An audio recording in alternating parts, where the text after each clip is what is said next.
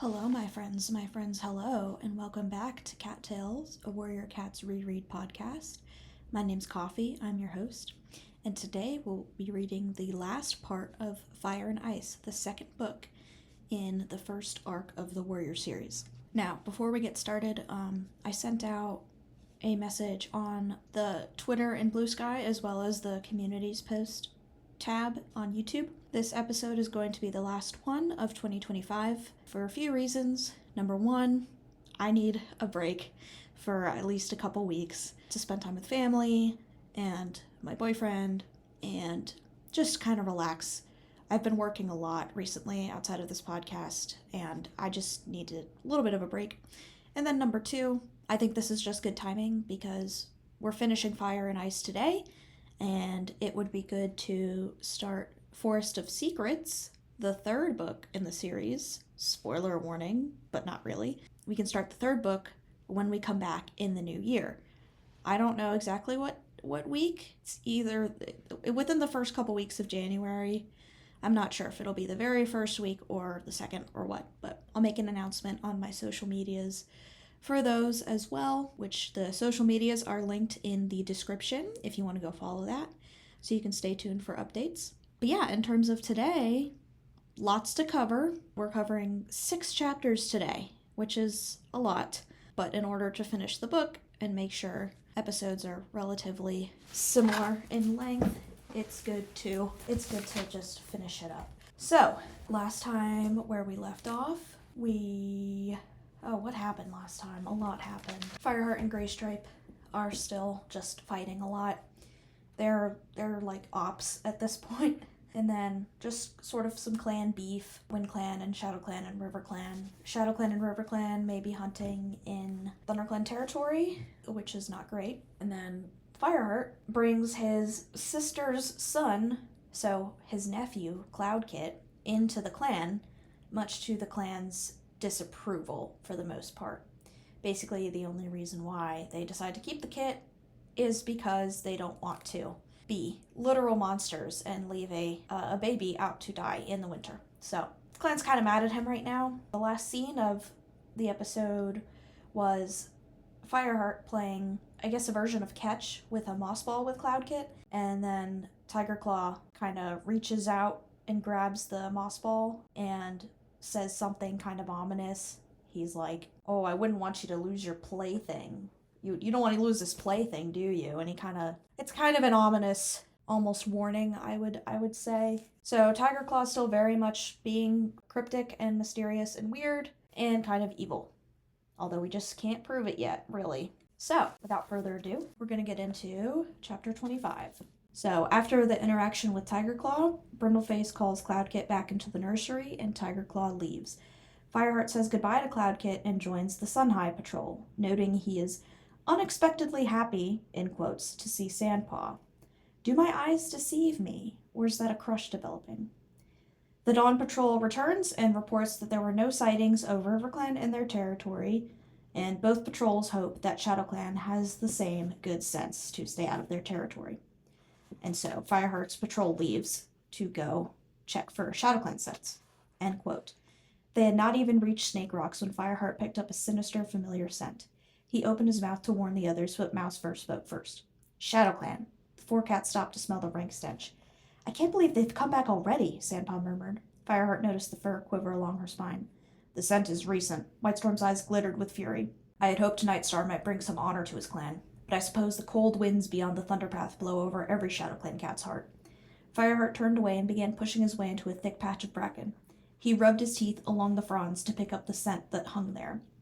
And I looked this up because I did not know that cats use their teeth to mark places, but apparently they do. According to treehugger.com, because I don't like using the stupid AI overviews that Google provides, cats do technically smell with their teeth. They smell through their mouths with the vomeronasal organ, also called the Jacobson's organ, in the roof of their mouth behind their front teeth.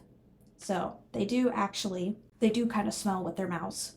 So if you ever see your cat open their mouth to sniff or like kind of rub their face against you, that's why. So the more you know. Continuing on, it was Shadowclan all right. The smell was familiar, very familiar. Fireheart paused. The scent belonged to a Shadowclan warrior he had encountered before, but which one? My guess is Clawface, because Fireheart has direct beef with Clawface for killing Spotted Leaf, his girlfriend that wasn't really his girlfriend. Fireheart pushed onward, hoping more scent markings might jog his memory. Now he could smell something else. Fireheart looked down. On the ground, among the bracken stems, lay a pile of rabbit bones. Clan cats normally buried the bones of their prey as a sign of respect for the life they had taken.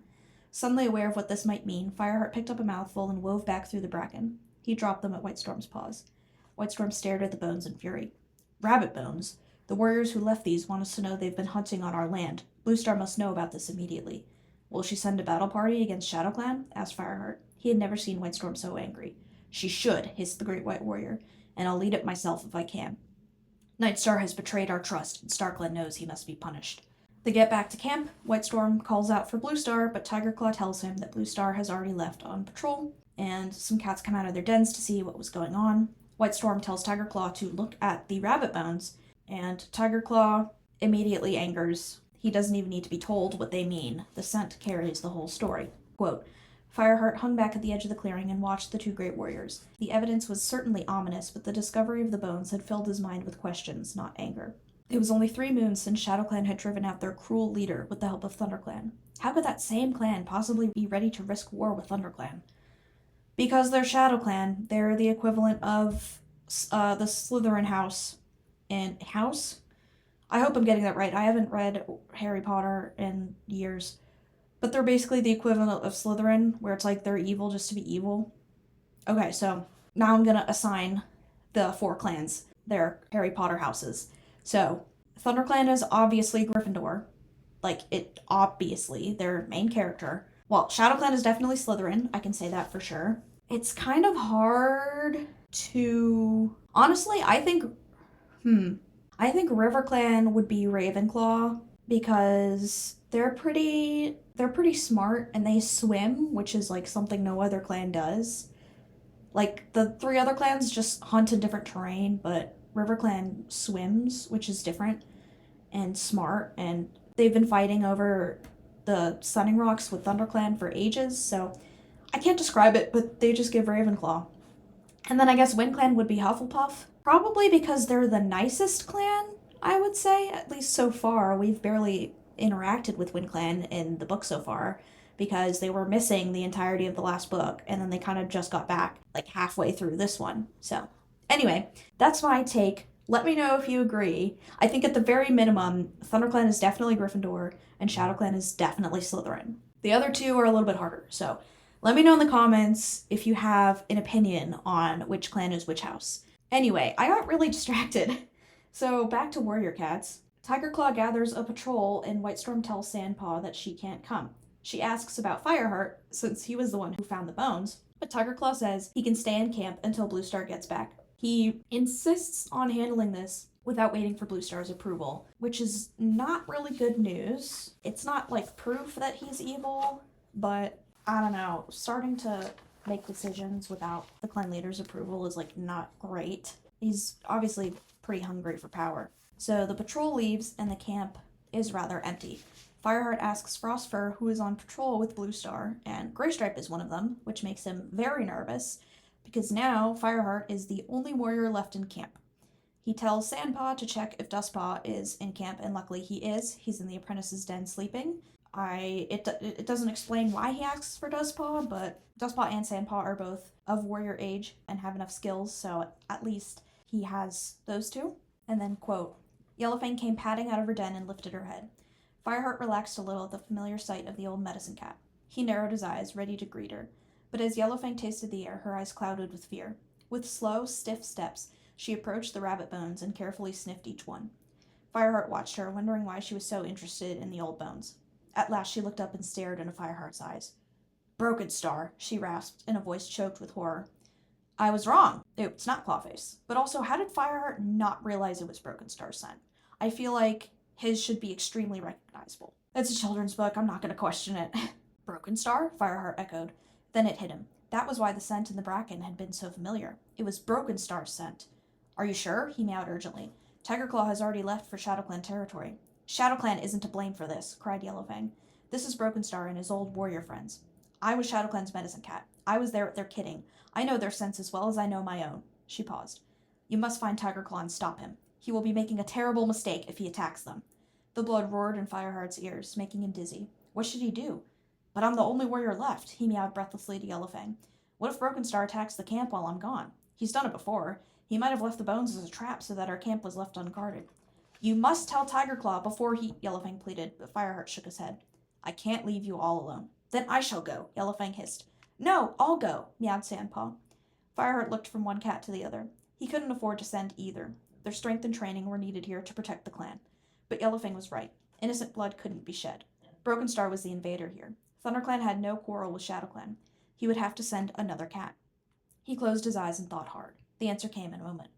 Brackenpaw, Fireheart hissed, opening his eyes wide. He called the apprentice's name out loud.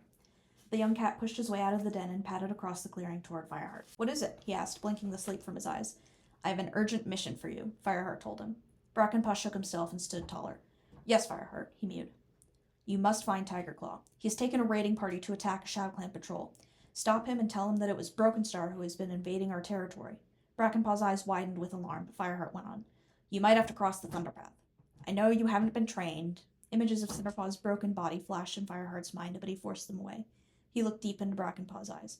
You must find Tigerclaw, he repeated, or there will be a war between the clans for no reason. Pardon me, my cat is literally trying to open my door right now.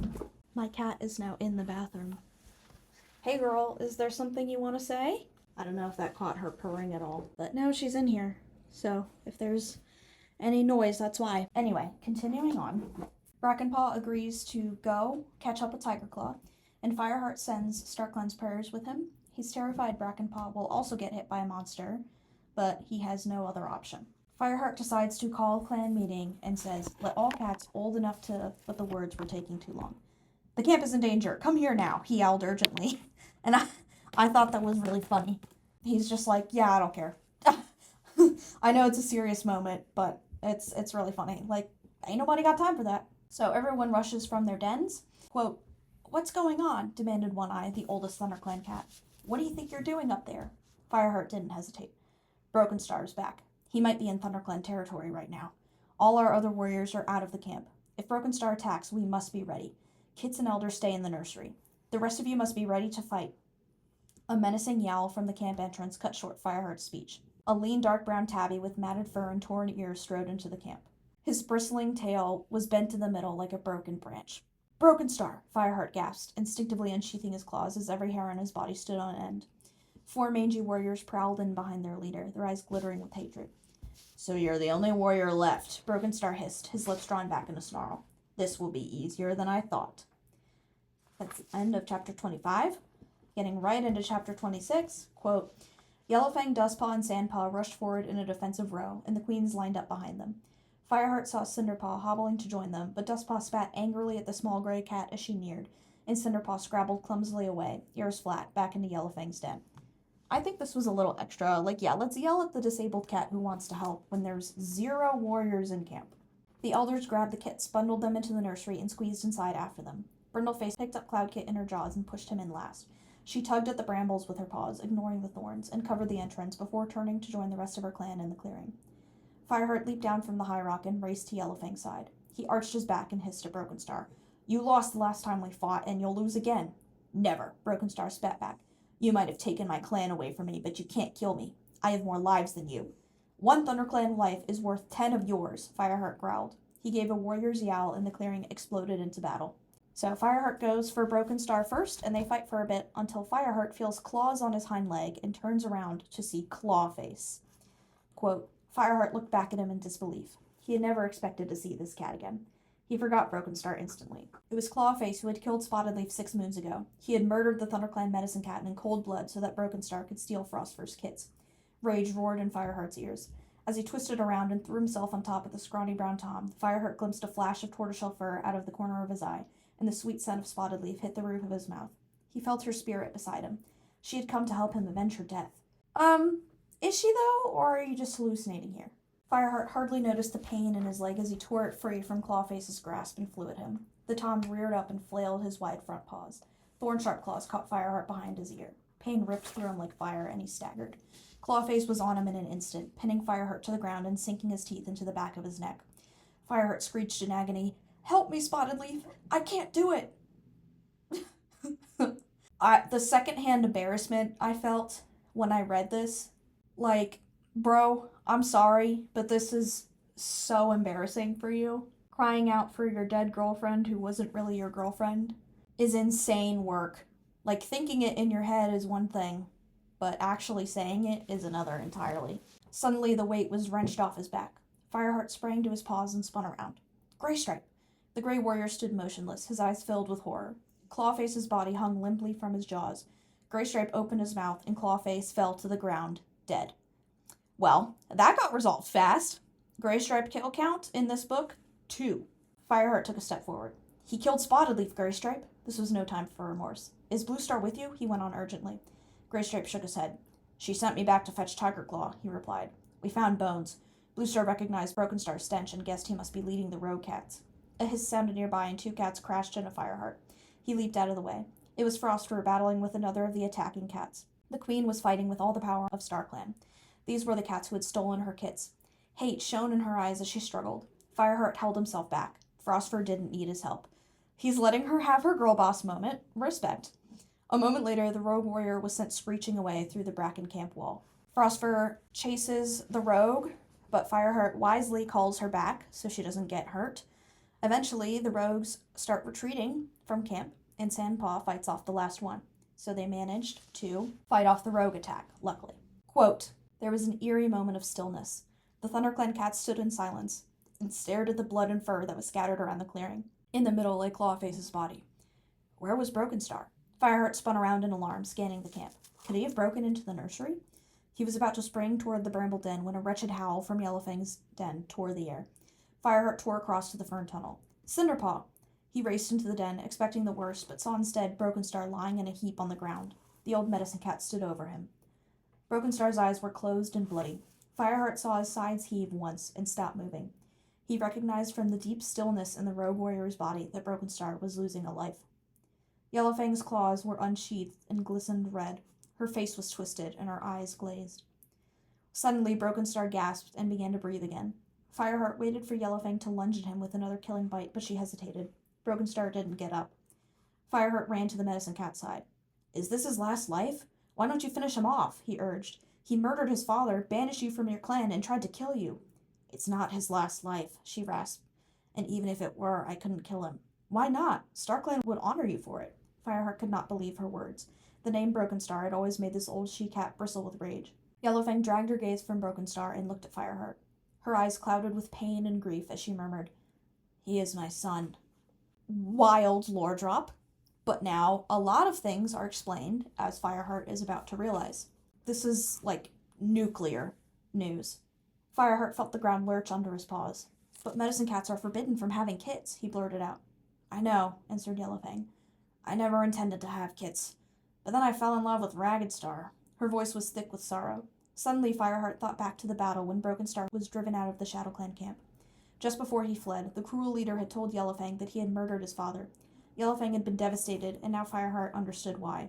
There were 3 kits in my litter, Yellowfang went on, but only Brokenstar survived. I gave him to a Shadowclan queen to bring up as her own. I thought that losing 2 of my kits was punishment from StarClan for breaking the warrior code. But I was wrong. My punishment wasn't that 2 of my kits died. It was that this one survived. Yellowfang looked in disgust at Brokenstar's bleeding body. And now I cannot kill him. I must accept my fate as StarClan wishes it.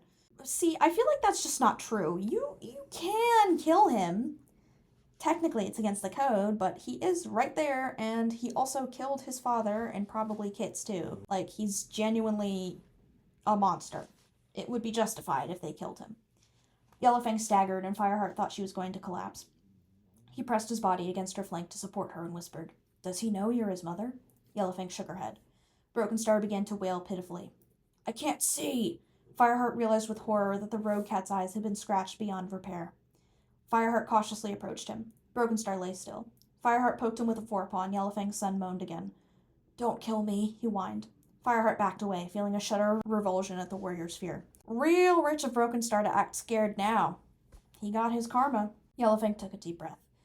I will see to him. She walked over to her wounded son, grasped him by the scruff of his neck, and dragged him to the nest that Patchpelt had left. Fireheart let her go. He wanted to check that Cinderpaw was all right. He caught sight of a dark shape moving inside the split rock where Yellowfang slept. Cinderpaw? He called. Cinderpaw poked her head out. Are you okay? Fireheart asked. Have the road cats gone? She whispered. Yes, except Brokenstar. He's badly injured. Yellowfang seeing to him. He waited for Cinderpaw's shocked reaction, but she just shook her head slowly and stared at the ground. Are you okay? Fireheart repeated. I should have fought alongside you. Cinderpaw's voice was choked with shame. You would have been killed. That's what Dustpaw said. He told me to go and hide with the kits. The small cat's eyes were full of despair. But I wouldn't have minded being killed. What good am I like this? I'm just a burden on this clan. This is, really dark for a kid's book. She's actively having, suicidal thoughts. Not actively trying to do it, but yeah, this is very dark for a kid's book. Before Fireheart can comfort her, Yellowfang asks her to fetch herbs, so Fireheart leaves the den to check on the rest of the camp, and he orders Dustpaw to guard the medicine den. Quote, Fireheart went over to Graystripe. The Grey Warrior was still staring at Clawface's body. You saved my life, Fireheart murmured. Thank you. Graystripe lifted his gaze to Fireheart. I would give my life for you, he answered simply. Feeling choked, Fireheart watched his friend turn and walk away. Perhaps their friendship was not over after all. I love how Graystripe said the gayest thing imaginable after being a horrible friend for most of the book. Buddy, you can't just essentially kiss your homie after being on bad terms for weeks. That doesn't make sense. Maybe he's coming around.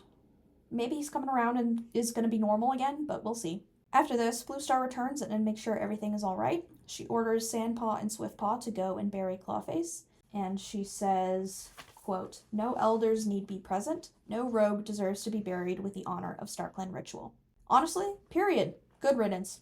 Quote, are the elders safe? Bluestar asked. They're in the nursery, Fireheart told her.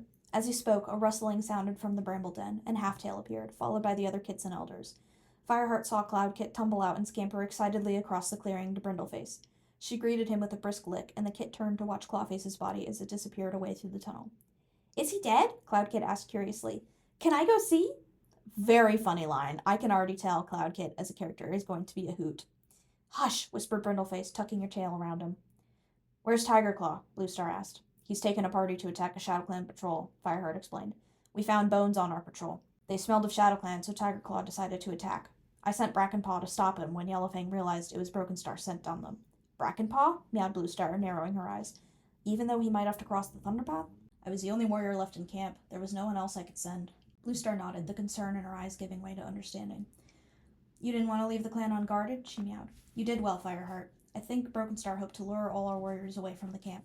We found bones, too, Graystripe told me. Fireheart looked around for his friend, but Graystripe had disappeared. Are you serious, my brother? Send Yellowfang to me when she's finished with Brokenstar, Bluestar ordered. She pricked her ears at the noise of more paws in the gorse tunnel. Tigerclaw came racing into the camp, followed by Whitestorm and the rest of the raiding party. Fireheart craned his neck to peer around the warriors until he saw Brackenpaw right at the back. The young apprentice looked exhausted but unhurt. Fireheart let out a quiet sigh of relief.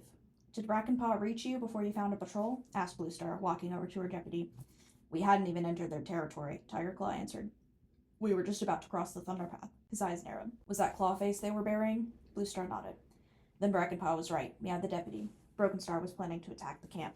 Is he dead too? No. Yellowfang is tending to his wounds. Surely not, Mousefur exclaimed, exchanging a glance with Running Wind beside her. Tigerclaw's face darkened. Tending to his wounds, he snarled. We should kill him, not waste time making him better. We'll discuss that once I've spoken to Yellowfang, meowed Bluestar calmly. You can discuss it with me now, Bluestar. Yellowfang padded into the clearing, her head drooping with exhaustion. Have you left Brokenstar alone? Growled Tigerclaw, his amber eyes flashing. Yellowfang raised her head and looked at the Dark Warrior. Dustpaw is guarding him, and I've given him poppy seeds so he'll sleep for a while. Brokenstar is blind now, Tigerclaw. There's no way he'll try to escape. He'd die of hunger in a week if a fox or a gang of crows didn't kill him first. Well, that makes it easier, Tigerclaw snarled. We won't have to kill him ourselves. We can let the forest deal with him. I agree with him, TBH. Just let him die, bro. Yellowfang turned to Bluestar.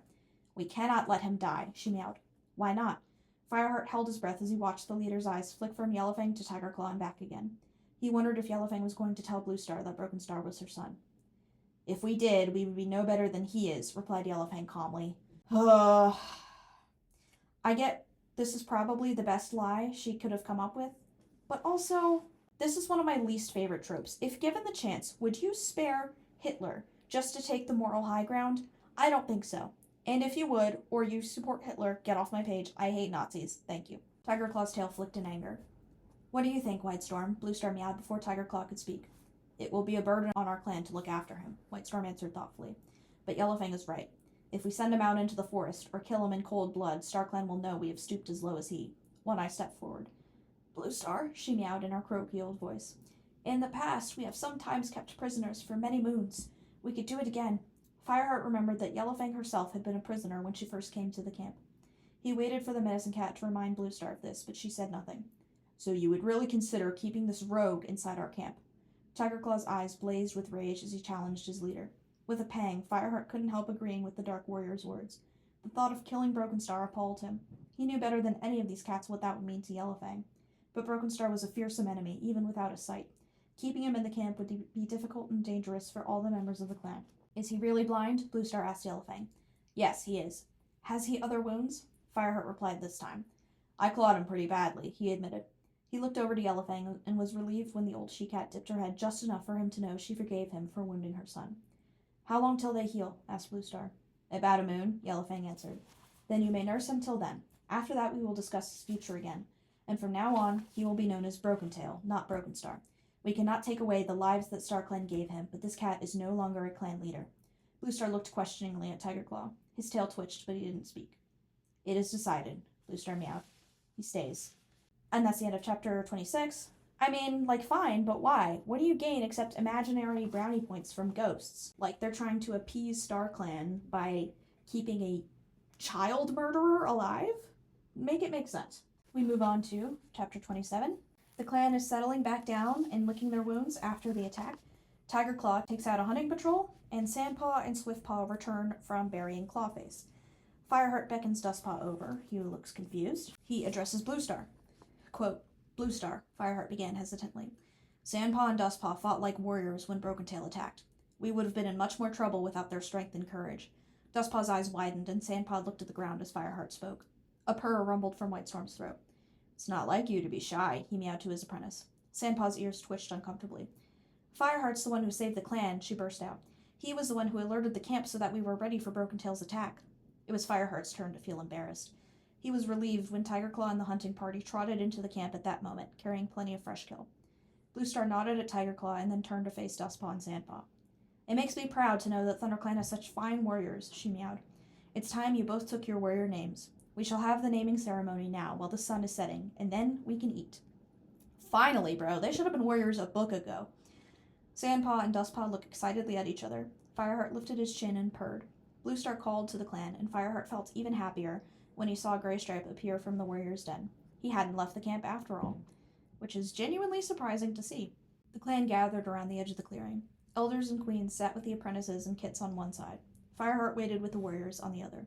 He looked at Cloudkit nestled beside Brindleface. The kit's eyes shone with excitement, and Fireheart felt a rush of pride that his kin kit could see him sitting with the clan warriors. Bluestar stood in the center with Sandpaw and Dustpaw. The last arc of sun glowed pink on the horizon. The clan waited silently as it dipped out of sight, leaving the darkening sky pricked with stars. Bluestar looked up and fixed her eyes on the brightest star in Silverpelt. I, Bluestar, leader of ThunderClan, call upon my warrior ancestors to look down on these two apprentices. They have trained hard to understand the ways of your code, and I commend them to you as warriors in their turn. She gazed down at the pair of young cats in front of her. Sandpaw, Dustpaw, do you promise to uphold the warrior code and to protect and defend this clan, even at the cost of your life? Sandpaw stared back, her eyes gleaming. I do, she replied. Dustpaw echoed her words, his voice strong and low. I do. Then by the powers of StarClan, I give you your warrior names. Sandpaw, from this moment you will be known as Sandstorm. StarClan honors your courage and your spirit, and we welcome you as a full warrior of ThunderClan. Bluestar stepped forward and rested her muzzle on top of Sandstorm's bowed head. Sandstorm licked Bluestar's shoulder respectfully before she turned and walked toward Whitestorm. Fireheart saw her eyes flash proudly at her mentor as she settled down beside him in her new place with the warriors.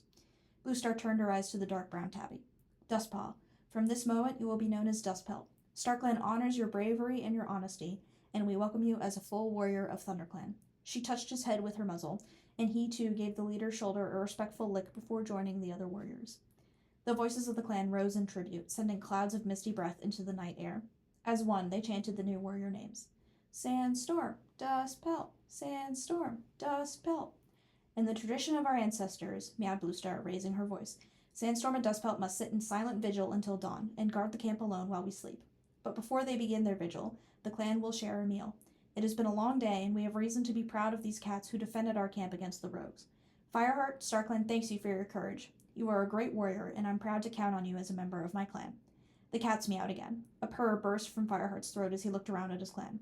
Only Tigerclaw and Dustpelt eyed him with hostility, but for once he felt untouched by their jealousy. Bluestar had praised him, and that was enough. Finally, some genuine respect from the leader in front of the racists. Make racists mad again. That's all I'm saying. After the ceremony, Fireheart and Sandstorm agree to eat together, and Fireheart goes to get her prey.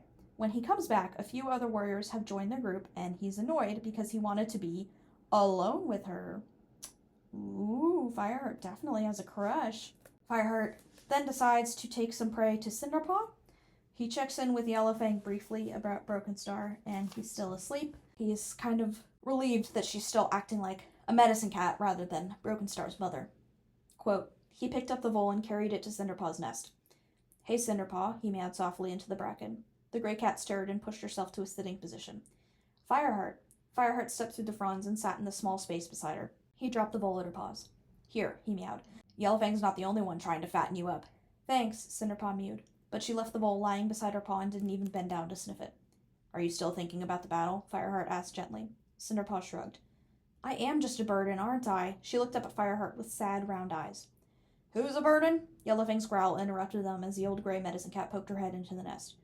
Are you upsetting my helper? She meowed at Fireheart. I don't know how I would have coped today if it hadn't been for this one. She looked warmly at Cinderpaw, her yellow eyes soft. I even had her mixing herbs this evening. Cinderpaw looked down shyly and dipped her head to take a bite of the vole. I think I might keep her with me a while longer, Yellowfang went on. She's becoming more useful every day. Besides, I'm getting used to her company. Cinderpaw glanced up at the old medicine cat, a teasing glint in her eyes. Only because you're deaf enough to put up with my chattering. Yellowfang pretended to spit crossly at the young cat, and Cinderpaw added to Fireheart. Well, that's what she keeps telling me anyway. It's so funny. Fireheart was surprised to feel a pang of envy at the close bond these two cats had developed. He'd always thought of himself as Yellowfang's only real friend in the clan, but now it looked like she had another. But at least Cinderpaw had somewhere to stay. If she couldn't train to be a warrior, she'd feel out of place in the apprentice's den. Yeah, maybe she can be a medicine cat. I think that would be a good option for her. Fireheart stood up. It was time he went back to Sandstorm. Will you be okay here with Broken Tail? He asked. Yellowfang gave him a disdainful look. I think we can manage, don't you, Cinderpaw? He wouldn't dare cause trouble, she agreed confidently. And Longtail's here to help. Yellowfang ducked her head out of the nest, and Fireheart squeezed out after her. Bye, Cinderpaw, he called. Bye, and thanks for the food. No problem, he meowed. He turned to Yellowfang. Have you got anything for this bite on my neck? Yellowfang looked closely at his wound. Looks like a nasty one, she growled. It's from Broken Tail, Fireheart confessed. Yellowfang nodded. Wait there. She gets the herbs and tells him to chew them up and rub it into the wounds. Fireheart tells her thanks, and Yellowfang says, I appreciate your coming, she meowed, glancing at Cinderpaw's nest. She was feeling pretty low, I think. She felt bad after the battle and then the naming ceremony. Fireheart nodded. He understood. He gave a last wary glance at where Broken Tail lay.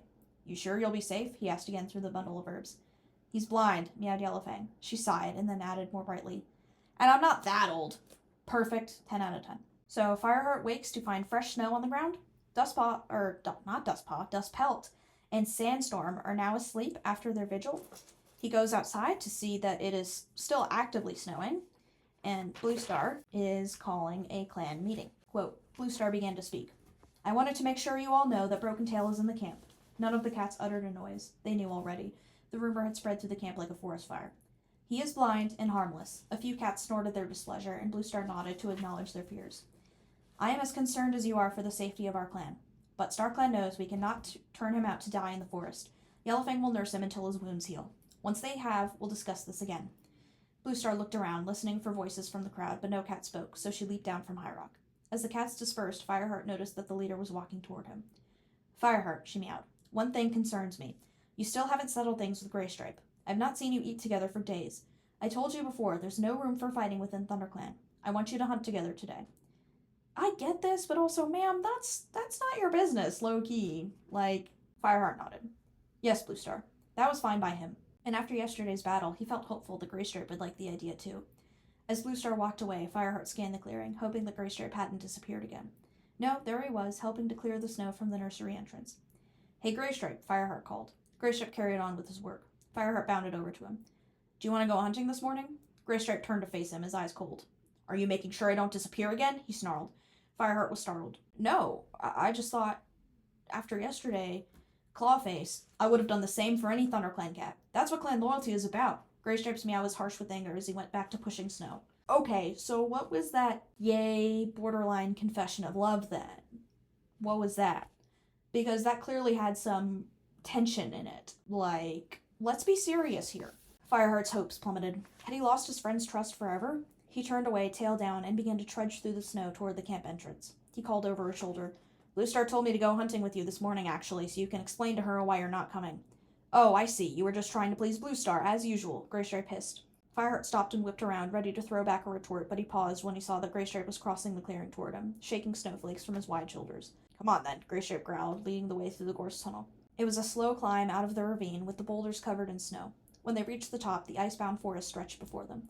Graystripe charged away at once, his face set with grim determination. Fireheart followed him. As he tracked a mouse around the roots of an oak tree, he saw Graystripe racing after a rabbit that had been foolish enough to stray from its burrow. Graystripe pelted furiously after the creature until he finished it off with a well-aimed pounce. Fireheart sat and watched as Graystripe padded back to him and dropped the rabbit at Fireheart's paws. That should feed a kid or two, he grunted. You don't have to prove anything to me, Fireheart told him. No, Graystripe answered bitterly. His eyes met Fireheart's, cold and angry. Maybe you should start acting as if you trusted me then. He turned away before Fireheart could reply. Okay, but you're literally not trustworthy, dude. Fireheart has tried and tried and tried to tell you that you need to be loyal to your clan, and you're still not. Anyway, by Sunhigh, Graystripe had caught more than Fireheart, but both of them have caught a good amount. They returned to camp and dropped their prey in the usual fresh pile place, which had been empty until they had come back. Fireheart starts to wonder if they should go out again to hunt. The snow has gotten heavier, and the cold wind is blowing pretty strongly. Fireheart hears Brindleface's worried meow, so he goes over to her to see what's wrong. Have you seen Cloudkit? She demanded. Fireheart shook his head. Is he missing? His paws prickled as Brindleface's rising panic began to infect him. Yes, so are my other kits. I only closed my eyes for a moment. I just woke up and I can't find them anywhere. It's too cold for them to be out. They'll freeze to death. The queen swayed on her paws. Alarm shot through Fireheart as he pictured the last time a young cat had disappeared from the camp. It had been Cinderpaw. That's the end of chapter 27. And clearly Fireheart is still very traumatized by Cinderpaw's accident. And I guess now he is kind of automatically assumes that they're going to get hit by a monster or a car. Chapter 28. Fireheart promises to find Brindleface's kits. He goes to the warrior's den to look for Graystripe, but he is gone again. Sandstorm asks him what's going on, and he explains, I was looking for Graystripe so we could look for them together, but he isn't here. Fireheart meowed, his words tumbling out in a rush. He felt a stab of rage that Graystripe was missing yet again, right after accusing Fireheart of not trusting him. Yeah, exactly. Like, Graystripe is so hypocritical to the point where I don't even know how to feel anymore. Like, I'm so mad at him right now. Sandstorm decides to come with Fireheart. He tells Brindleface that they're going to look for her kits. They set off and decide to check opposite sides of the forest. The snow is coming down very heavy, so it will be a challenge to find the kits. Fireheart checks paths that are well traveled by the clan on his side of the forest, but has no luck. When he meets back up with Sandstorm, she's had no luck either. They check the training hollow together, but it's empty, so it's getting pretty bad. Quote, do you think Bluestar realizes how bad the weather is out here? Asked Sandstorm, raising her voice against the wind. She'll know, Fireheart called back to her. We should go back and get help, join up with another search party, meowed Sandstorm. Fireheart looked at the shivering warrior. It was not just the kits who might freeze out here. Perhaps Sandstorm was right. I agree, he meowed. We can't do this by ourselves. As they turned toward camp, Fireheart thought he heard a tiny squeal through the wind. Did you hear that? He called. Sandstorm stopped and began sniffing the air furiously. Suddenly she lifted her head. That way, she meowed, pointing with her nose to a fallen tree. Fireheart leaped toward it with Sandstorm right behind him. The squealing grew louder until Fireheart could make out several little voices. He scrambled up onto the log and looked down the other side. Huddled in the snow were two small kits. Fireheart felt a rush of relief until he realized Cloudkit was not with them. Where's Cloudkit? He yowled. Hunting? Squeaked one of the kits. Her voice trembled with cold and fear, but there was a note of defiance in it. Fireheart lifted his head. Cloudkit, he called, peering through the snowflakes. Fireheart, look! Sandstorm was on top of the log. Fireheart spun around. A bedraggled white shape was struggling through the snow toward them. Cloudkit. Every step was a massive leap for the tiny kit. The snow was as high as he was. But he kept coming, and in his mouth he carried a small, snow-encrusted bowl. That's so cute. but also low-key impressive that he was able to catch that without any hunting skills. Fireheart is relieved, and Fireheart runs forward to scoop Cloudkit up in his mouth. Sandstorm helps to gather the rest of the kits. Cloudkit falls out of Fireheart's mouth at one point and looks up at him, proudly holding his catch, and Fireheart feels very warmly towards him and is impressed that he caught his first prey. So they make their way back to camp with the kits. Brindleface and Bluestar are waiting outside the Gorse Tunnel entrance. As soon as they spot Fireheart's party, they rush forward to help, and they get the kits into the camp. Once they get in the clearing, the 3 cats dropped their kits onto the ground. Fireheart shook the snow from his fur and looked down at Cloudkit, who was still stubbornly clinging to his catch. Bluestar glared at the 3 kits. "What did you think you were doing out there? You know it's against the warrior code for kits to hunt." Brindleface's 2 kits shrank under their leader's angry gaze, but Cloudkit looked back at her with round blue eyes. He dropped his vole and mewed. "The clan needed fresh kills, so we decided to catch some." Fireheart flinched at his boldness. "Whose idea was it?" Bluestar demanded. "Mine," Cloudkit announced, his head still unbowed. Bluestar fixed her eyes on the defiant little kit and yelled, "You could have frozen to death out there!" Cloudkit was startled by the anger in her voice and dropped into a crouch. "We did it for the clan," he mewed defensively. Fireheart held his breath as he waited to see what Bluestar would do next. Cloudkit had broken the warrior code. Would Bluestar change her mind about letting him stay? "Your intention," Bluestar meowed slowly, "was good, but it was a foolish thing to do." Fireheart felt a flicker of hope. Then he cringed as Cloudkit piped up again. "I caught something, though." "Shut up! Bro, shut up. Stop it. Stop talking back to the leader." "I can see that," replied Bluestar coldly. She gazed at all 3 kits. "I shall leave it to your mother to decide what to do with you, but I don't want to find you doing anything like this again. Do you understand?" Fireheart relaxed a little as Cloudkit nodded with the others. "Cloudkit, you may add your catch to the fresh kill pile," Bluestar added. "Then all 3 of you go straight to the nursery and get yourselves dry and warm." Fireheart felt surprised. Was that a motherly tone he detected in the ThunderClan leader's voice? This is either hinting at something, because I think last book they mentioned Bluestar having kits, so maybe she really did have kits. Or it's just showing a different side of Bluestar and not hinting at anything at all. This book is pretty obvious with their hints, so just keep that in mind. So Brindleface's kits go to the nursery, and Cloudkit drops his vole on the fresh kill pile. The proud tilt of his head made Fireheart's paws prickle with worry, but as Bluestar watched him go, Fireheart thought he detected a glint of admiration in his leader's eyes, which is very cute. Bluestar praises Fireheart and Sandstorm and tells them to warm up. Then, however, she warns Fireheart that Cloudkit needs to obey the warrior code despite his prodigious hunting skills. Fireheart feels angry at this because Graystripe has been disobeying the code for weeks and has had no punishment, even if Bluestar doesn't know that. But Fireheart promises to be stern with Cloudkit. Fireheart goes to the warrior's den and is kind of like mauling for a bit, but then goes to get some prey eventually. Graystripe is just returning with prey that he caught, but by the distracted look in his eyes, Fireheart knows he saw Silverstream again. So Fireheart just gets up and goes back to the den to sleep, and he has a very interesting dream. Quote, "The snowy forest spread out around him, glowing white beneath the cold moon. Fireheart stood on a tall, jagged rock. Beside him stood Cloudkit, a fully grown warrior, his thick white pelt rippling in the wind. Frost sparkled on the stone beneath their paws. Watch, Fireheart hissed to Cloudkit. A wood mouse scuttled around the frozen root of a tree. Cloudkit followed his gaze and leaped silently from the rock onto the forest floor. Fireheart watched the white tom prowl toward the prey. Suddenly he smelled a scent so warm and familiar his fur quivered.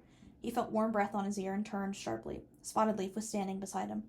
Her dappled pelt shone in the moonlight as she touched her soft pink nose to his. "Fireheart," she whispered, "I have a warning for you from StarClan." Her tone was somber and her eyes burned into his. "A battle is coming, Fireheart. Beware a warrior you cannot trust." The squeal of a mouse made Fireheart jump and look around. Cloudkit must have made his kill. He turned back to Spotted Leaf, but she had disappeared. Fireheart woke up with a start and turned to the nest beside him. Graystripe was curled up, fast asleep, his nose tucked under his thick tail. Spotted Leaf's words echoed in Fireheart's mind. "Beware a warrior you cannot trust." He shivered. The bitter cold of the forest seemed to cling to his fur even here, and the sweet fragrance of Spotted Leaf lingered in his nostrils. Graystripe stirred beside him, muttering in his sleep, and Fireheart flinched. He knew he wouldn't go back to sleep again, but he stayed in his nest and watched his friend sleeping until the dawn light began to shine through the walls of the den. That's the end of chapter 28. Is this a bad omen about Graystripe? I don't know if he's the warrior that Spotted Leaf is talking about. He could be, but he's more a jerk than an actual danger, in my opinion. So now we're getting into chapter 29. Fireheart wakes the next day and sees that it finally stopped snowing. He is torn between going on patrol or staying to keep an eye on Graystripe. Spotted Leaf's warning is really bothering him, and he wonders if it really is about Graystripe. Quote, suddenly Tigerclaw lifted his head as though he had smelled something. Fireheart tensed. His ears twitched. He could hear paws crunching through the snow in the distance, moving fast. The breeze carried the scent of WindClan. The paw steps grew louder. As one, the warriors stiffened. A cat was rushing toward them through the gorse tunnel. Tigerclaw arched his back and hissed as One Whisker burst into the clearing. The WindClan warrior skidded to a halt in front of them, his eyes filled with dread. Shadowclan and RiverClan, he gasped. They're attacking our camp. We're outnumbered and fighting for our lives. Tallstar refuses to be driven off this time. You must help, or my clan will be wiped out. Bluestar bounded out of her den. All eyes turned from One Whisker to her. I heard, she meowed. Without mounting the high rock, the ThunderClan leader gave the yowl she used to call the clan together. One Whisker's fear scent filled the clearing as he watched the cats emerge into the morning light. As soon as the clan had gathered, Bluestar began. There's no time to waste. It's as we feared. Shadowclan and RiverClan have joined together, and now they're attacking the WindClan camp. We must help them. She paused and looked around at the faces staring back at her in dismay. One Whisker stood beside her, listening silently with wide, hopeful eyes. Fireheart was appalled. After the row cats had been discovered, he thought Nightstar could be trusted. Now it seemed the Shadowclan warrior had broken the warrior code after all, by uniting with RiverClan to drive WindClan from their home yet again. But we are Leafbear weak, protested Patchpelt. We've taken a risk for WindClan once before. Let them take care of themselves this time. A few murmurs of agreement rose from the elders and queens. No? They just got back from being driven out, and 2 clans are attacking them. They clearly need help. Tigerclaw answers Patchpelt and tells him he's right to be cautious, but if Shadowclan and RiverClan have united, it's only a matter of time before they turn on us. It's better to fight now with WindClan than later alone. And Patchpelt agrees with this. Yellowfang pushed her way forward and spoke quietly to the leader. I think you should remain in camp, Bluestar. The fever from the green cough may have gone, but you'll still be weak. The 2 cats exchanged a look that Fireheart understood with a jolt. Bluestar was on her 9th and final life. For the sake of the clan, she could not afford to risk it in battle. Bluestar nodded briskly. Tigerclaw, I want you to organize 2 parties, one to head the attack, one to back it up. We need to get there as fast as we can. So Tigerclaw assigns the patrols, and Fireheart is on the leading one. Tigerclaw also invites One Whisker to join. On their way to 4 trees in WindClan territory, Fireheart glances back at Graystripe, who is staring blankly ahead. Fireheart can't help but feel bad for him, but is ready to fight regardless. Graystripe now has to prove his loyalty for real. They travel farther before Willowpelt realizes they're being followed. They retrace their steps until they figure out who is following them. And Fireheart realizes who it is before Cloudkit and Brundleface's 2 kits appear from behind a log. Tigerclaw reared up at them and the kits squealed in fright. The warrior recognized them instantly and dropped down onto all 4 paws. What are you doing here? He spat. We wanted to join the battle, mewed Cloudkit. Fireheart winced. Fireheart, called Tigerclaw. Fireheart hurried forward, and the dark warrior spat impatiently. You brought this kit into the clan. You can deal with it. Fireheart knows that Tigerclaw is trying to force him to choose between the battle party and his clan, or his kitty pet kin. The whole patrol waits in silence for Fireheart's reply. Fireheart knows that he's going to choose to fight for the clan, but he also can't sacrifice Cloudkit and the other kits and their safety. So he calls to Brackenpaw again and tells him to take the kits home. Fireheart waits for Graystripe to object. Brackenpaw is Graystripe's apprentice, but he remains silent. Brackenpaw is disappointed he can't be in the battle, and Fireheart tells him there will be plenty more battles for him to fight. Quote, But Fireheart, you said one day we'd fight side by side. Cloudkit's protest rang through the trees. Tigerclaw shot Fireheart a mocking look. Fireheart felt his fur prickle uncomfortably as amusement rippled through the patrol at the tiny kit's words, but he refused to show his embarrassment. One day we will, he meowed, but not today. Cloudkit's shoulders sag, and he reluctantly joins the other kits, following Brackenpaw back to the camp. Tigerclaw says, I'm surprised by your choice, Fireheart. I didn't expect you to be so keen to fight this battle. Fireheart stared at Tigerclaw and felt the blood pulse through him, so that his whole body throbbed with rage. If only you were keen, too, he retorted. You'd give the battle cry instead of keeping us here while WindClan warriors die. Get 'em! Get 'em! Gravity Falls reference. Tigerclaw flashes him a look of loathing, but gives the battle cry and charges on towards the WindClan camp. Fireheart and the rest of the patrols race after him. When they reached the top of the uplands, Fireheart was battered by a howling wind that turned his ears inside out. Can this happen? Is it really that strong that it can turn a cat's ears inside out? The WindClan hunting grounds are extremely barren and hidden by layers of snow. Tigerclaw orders Fireheart to lead the way to the WindClan camp, and Fireheart wonders if Tigerclaw doesn't trust One Whisker enough to let him guide them. He looks back at Graystripe, hoping for help, since Graystripe also knows WindClan territory, but he has his head bowed low and his shoulders hunched miserably as the wind buffeted his thick fur. There would be little help there. Fireheart turned his eyes to Starclan and sent up a prayer for guidance. He was surprised to find that he recognized the shape of the land even beneath the snow. There was the badger set and the rock Graystripe had climbed to get a better view. He followed the contours he remembered from his journey with Graystripe until he reached the dip in the land that marked the WindClan camp. Fireheart paused at the rim of the hollow. "Down there!" he yelled. For a heartbeat, the wind dropped, and from below they heard the sounds of battle, screams and howls as Cat fought furiously with Cat. That's the end of chapter 29. Now we're going to get into chapter 30. Last chapter. If you've made it this far, thank you for sticking with me. It's a lot for one episode. Tigerclaw addresses the warriors. He tells Whitestorm to wait for the battle cry, and for One Whisker to lead them through the camp entrance, and ThunderClan will take care of the rest. So the cats follow these directions, and Fireheart charges into WindClan camp. WindClan is very heavily outnumbered. The entire clan, even kits and elders and queens, are fighting. Fireheart helps Morningflower fight off a Shadowclan warrior, and then Shadowclan and RiverClan send in fresh battle patrols. Fireheart hears Tigerclaw battle cry as the second ThunderClan patrol charges in. Fireheart and One Whisker fight off a RiverClan warrior together. End quote. A familiar hiss caught Fireheart's attention. Graystripe was battling with a gray Shadowclan cat. It was Wetfoot, a warrior who had helped them fight to rid Shadowclan of Brokenstar. The two warriors were well matched. Graystripe thrust Wetfoot away with his back legs and spun around, looking for another cat to attack. Fireheart could see a RiverClan cat right behind Graystripe. Above the din of battle, he heard the blood roar in his ears. Would Graystripe attack one of Silverstream's fellow warriors? Graystripe leaped, and Fireheart caught his breath. But instead of jumping onto the RiverClan cat, Graystripe sailed over him and landed instead on the back of another Shadowclan warrior. Well, there you go. Loyalty disproven.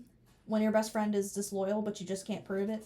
Like the meme. Fireheart hears Tigerclaw call his name. He twists his head and sees him fighting at the other end of the clearing. The fighting is thick up there, with cats from all clans battling together. As he charged through to the ThunderClan deputy, Fireheart felt Leopardfur grasp his hind leg, pulling him down. "You!" hissed the RiverClan deputy. They had last met at the gorge, where Whiteclaw had died. Fireheart threw her off and flipped over onto his back. Too late, he realized that he'd exposed his soft belly. Leopardfur didn't waste a moment. She reared up and came down on Fireheart with all her might. Fireheart felt the wind knocked out of him before the thorn-sharp claws dug into his belly. He screamed in agony. As his eyes rolled, he saw Tigerclaw at the side of the clearing, watching him with cold, expressionless eyes. "Tigerclaw!" Fireheart howled. "Help me!" But Tigerclaw didn't move. He just stared as Leopardfur clawed Fireheart again and again. Is anyone else seeing this? Sheer rage gave Fireheart the strength he needed. He fought through the pain, drew back his hind legs, and pushed up against Leopardfur's belly as hard as he could. Fireheart saw a look of shock on the deputy's face as his kick lifted the warrior and flung her halfway across the clearing. Fireheart struggled to his paws and glared at Tigerclaw, burning with pain and rage. Tigerclaw met his gaze with a look of undisguised hatred and leaped away into the thick of the battle. Okay, so can we all now agree and come to the conclusion that Tigerclaw is evil? Like, confirmed.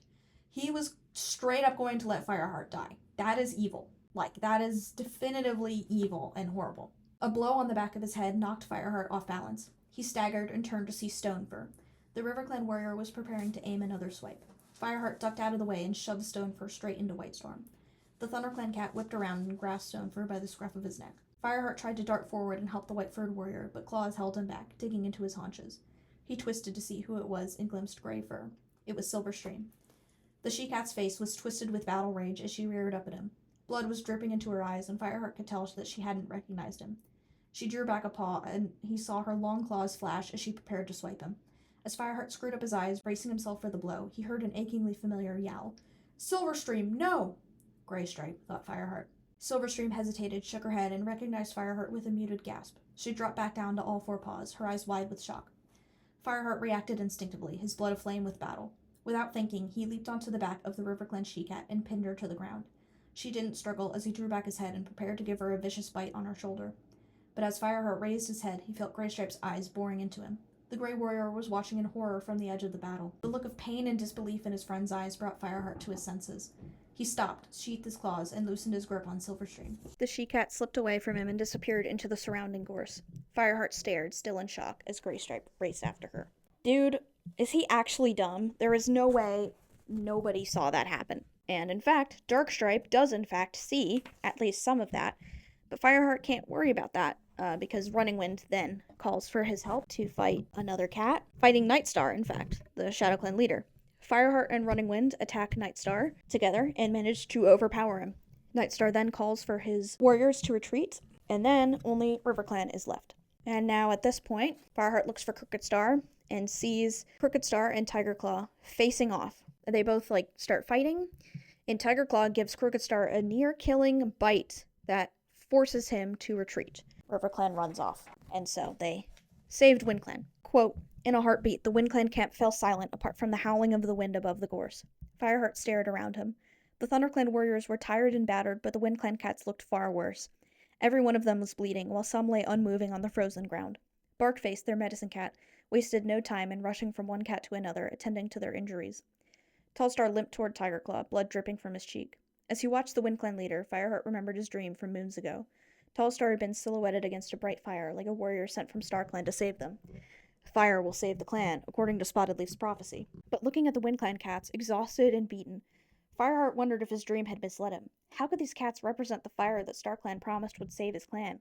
Surely it was ThunderClan who had just saved WindClan? Again? Tallstar spoke quietly to Tigerclaw. Fireheart couldn't hear the words they shared, but he could guess by Tallstar's bowed head that the WindClan leader was acknowledging the debt he owed to ThunderClan. Tallstar sat up straight and accepted the thanks with his chin held high. Fireheart felt a wave of revulsion at the Dark Warrior's arrogance. He would never forget that Tigerclaw had stood by and watched while Leopardfur had nearly ripped him to shreds. So Willowpelt comes up to give Fireheart some herbs for his wounds, and the smell reminds him of Spotted Leaf, which reminds him of the dream he just had, where she says to beware a warrior. Quote, the truth washed over Fireheart like a chill wind. It wasn't Graystripe he should have been wary of, but Tigerclaw. I could have told you that, buddy. I could have told you that. How could he have suspected his friend when he knew what Tigerclaw was capable of? Suddenly, Fireheart was sure Ravenpaw had been telling the truth, whatever Blue Star had said. Seeing the Dark Warrior's performance today, Fireheart realized that Tigerclaw could easily have killed Redtail and walked away without remorse. So yeah, I mean, he's evil, but you just can't prove it. Running Wind and Willowpelt praise Fireheart for his fighting. He's grateful and feels a bit more appreciated. However, he then sees Darkstripe cross the clearing and talk to Tigerclaw, and they're both looking at him. Fireheart knows, Tigerclaw knows that he let Silverstream go. Willowpelt goes to check on other cats, and Tigerclaw comes over to him. Quote, Tigerclaw flattened his ears and drew back his lip in a snarl as he looked down at Fireheart. Darkstripe says you let a RiverClan she-cat escape. Fireheart realized there was nothing he could say. No matter how difficult Graystripe had made things for him, there was no way he was going to betray his friend to this warrior. He longed to yowl back that Tigerclaw had stood and watched while a RiverClan warrior tried to kill him. But who would believe him? Darkstripe padded up to stand beside Tigerclaw.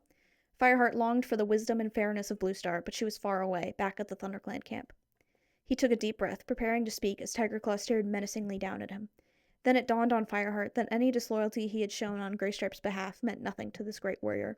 That wasn't the real reason for Tigerclaw's persecution of him. The deputy was still afraid of what Fireheart might have learned from Ravenpaw about Redtail's death all those moons ago.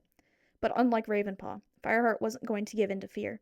His eyes challenged the dark deputy, and he growled, She escaped, yes, like Crooked Star escaped from you. Why? Did you want me to kill her? Tigerclaw's tail lashed the cold ground. Darkstripe says you didn't even scratch her. Fireheart shrugged. Perhaps Darkstripe should chase after the she-cat and ask her if it's true. Darkstripe looked ready to spit, but he remained silent as Tigerclaw spoke. He doesn't need to. Darkstripe tells me your young gray friend chased after her. Perhaps he'll be able to tell us how badly she was scratched. For the first time since they had entered the battle, Fireheart felt the chill of the wind. The gleam in Tigerclaw's eye hinted at a veiled threat. Had the Dark Warrior guessed about Graystripe's love for Silverstream? Fireheart was still searching for words when Graystripe appeared, squeezing through the camp entrance. Look who's back, sneered Tigerclaw. Do you want to ask him how the she-cat is? No, wait. I can guess his answer. He'll just tell me he didn't manage to catch up with her. Not bothering to disguise the scorn in his eyes, Tigerclaw stalked away with Darkstripe behind him. Okay, so at this point, Tigerclaw probably has guessed about Silverstream and Graystripe, which really sucks and does not bode well. Fireheart looks at Graystripe, and his face is lined with exhaustion and worry. He padded across the clearing to meet him. Would Graystripe still be resentful of Fireheart's interference? Would he be angry that Fireheart had tried to attack Silverstream, or grateful that he'd let her go? Graystripe stood silently, his broad head hanging down. Fireheart reached forward with his nose and gently touched his friend's cold gray flank. He felt Graystripe's rumbling purr and looked up. Graystripe gazed back at him. His eyes were sad, but there was no trace of the anger that Fireheart had seen in them lately. Is she okay? Fireheart asked under his breath. Yes, whispered Graystripe, and thanks for letting her go. Fireheart blinked at him. I'm glad she wasn't hurt, he meowed. Graystripe held his gaze for a moment, then meowed. Fireheart, you were right. The battle wasn't easy. It felt like I was fighting Silverstream's clanmates, not enemy warriors. He lowered his eyes, ashamed. But I still can't give her up. Finally, he's seeing sense. Kind of. The Grey Warrior's words filled Fireheart with foreboding, but he couldn't help sympathizing with his friend.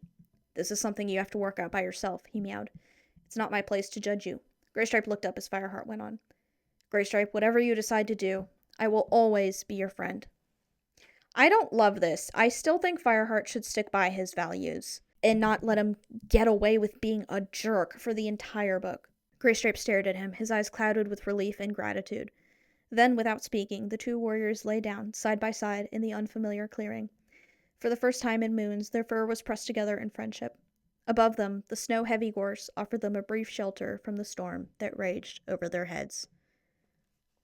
That is the end of chapter 30, and that is the end of Fire and Ice. Not really a banger ending there. Seems like they ended it here for a reason. I think they could have ended it after, ended the book after Broken Star got captured, but this book was mainly focused on Fireheart and Graystripe's beef, so hopefully the ending of this signifies that they're done beefing.